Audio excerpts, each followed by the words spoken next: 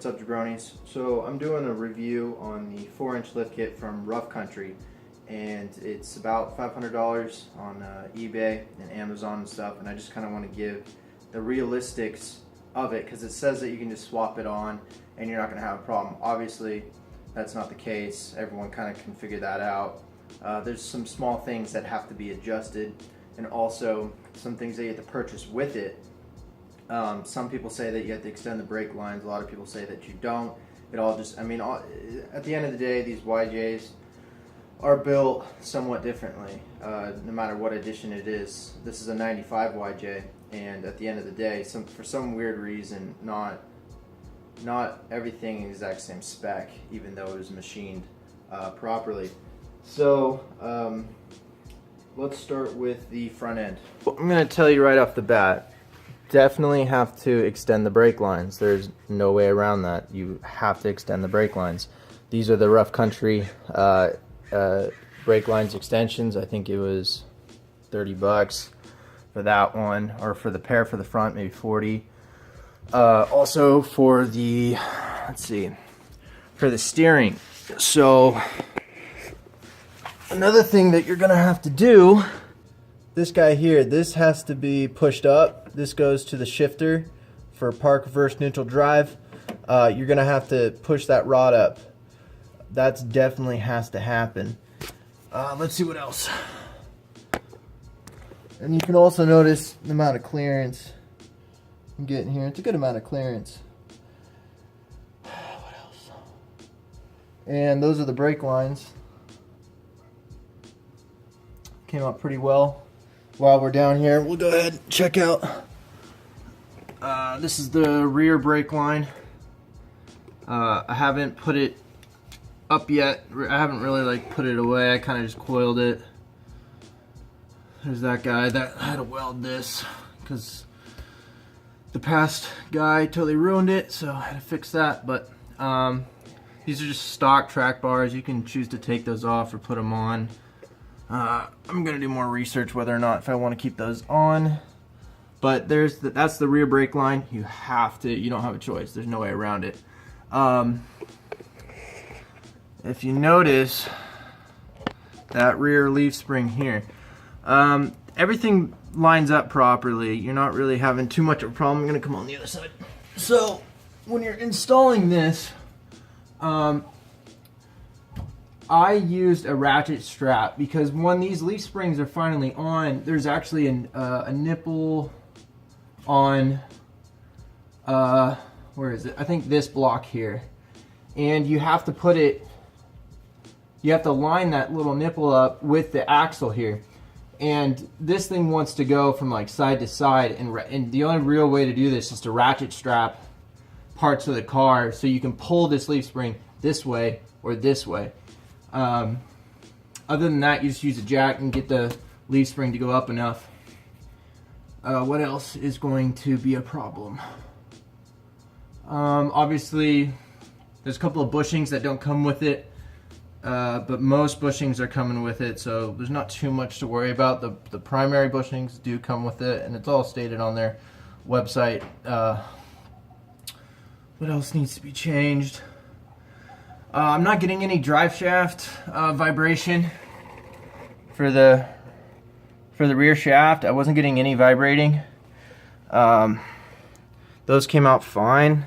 No, you can't see them. I have wheel spacers, but you can't see them. So I have 1.5 inches or 1.25 inches, I think, of wheel spacer. So I have 1.25 inches of wheel spacer, and that seems to be sufficient enough to clear the tires. I would never go over a 31 inch tire with the YJs with the stock 373. I think that's the gear ratio. I wouldn't go over 31s. The tires that I have on this are 31s with a 17-inch rim. They're just the Rubicon wheels. I got a good deal for them, so why not? So I would stay with that. It comes with the shocks.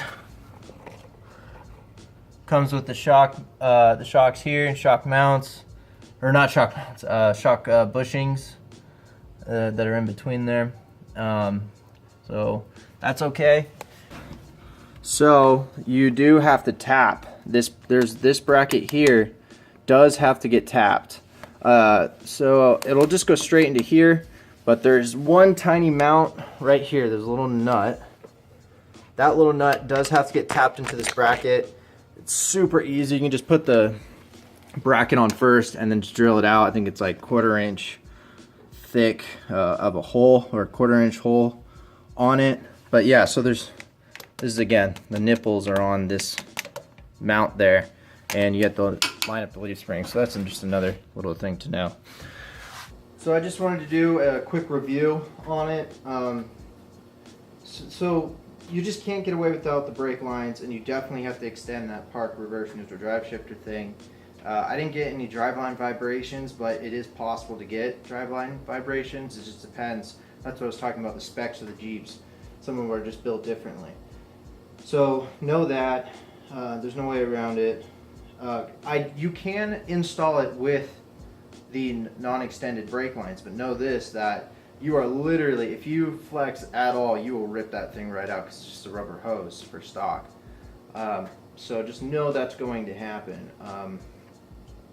Also expect that when you're bleeding those brakes for that thing, that the bleeder valves on those, I'm in SoCal, so Southern California.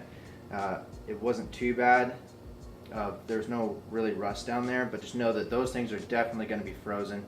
I had to take front and left calipers off, and then use every tool that I had just to get those bleeder valves out. So, and the last thing you want to do is strip those. So you really just want to torch them up, blast them with WD. I would actually recommend PB Blaster, because that's more corrosive. So that's kind of the process for that. Everything else went pretty smoothly. Just know that when you're lining up those leaf springs, you're going to need ratchet straps. Like, you're going to need 2 sets of ratchet straps, because there's really no other way to line those leaf springs up properly. I did this in this garage. I did it in this garage. It took me like, I think 2 or 3 days, but I have a little bit of experience with it. So I've done a transmission in this thing, and I've done an engine, so I had all the tools ready. Torque specs are, you have to look those up online for torque specs. You drive about 500 miles, torque everything back down again. But other than that, everything went pretty smoothly, and I would recommend it. Know that, I mean, it's only like a $500 lift kit, so I don't know how long these springs are going to last. But I just needed to lift this thing and get it over with, and $500 was definitely within the budget, and I wanted to learn how to do this myself, and that was the biggest thing. So once I'll probably go to the Rubicon Express lift kit next, once these springs are bad. Let me know if you guys have any questions, and I'll totally answer them, and I have no problem doing that, and I will get back to you guys as soon as I can. But yeah, the build went really smooth, and I like it. So, and I just went off-roading recently, hit the mud trail and everything. It held up fine, and again, I already had my brakes extended. Don't bother off-roading without extended brakes. If you hit a bump stop at like Save-Ons or something in their parking lot, you're gonna like tear those things out. Trust me, it's already on mass tension. So again, if you guys have any questions, just let me know. Later, jabronis.